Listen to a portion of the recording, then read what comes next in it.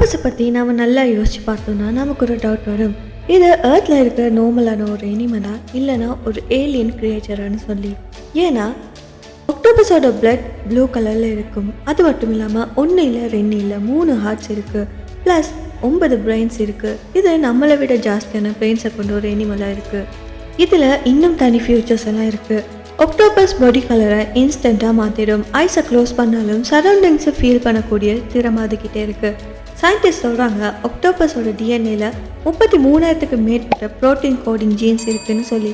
அதே நம்ம மனிதர்களோட டிஎன்ஏல கூட 20,000 தான் இருக்குது. ஸோ ஆக்டோபஸோட ஜெனட்டிக் செட்டப்பும் ரொம்பவே காம்ப்ளெக்ஸ் ஆனது.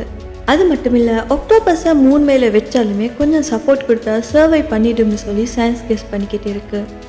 இவ்வளோ யூனிக்னஸ் இருக்கிறதால தான் ஆக்டோபஸ் ஏர்த்தில் பிறந்ததா இல்லைனா ஏலியனோட ஒரு கிரியேச்சரானு சொல்லி சயின்டிஸ்ட்டுக்கு டவுட் வருது. இது சயின்ஸையே கன்ஃபியூஸ் பண்ணுற ஒரு மிஸ்டரி அனிமல்னு சொல்லலாம்.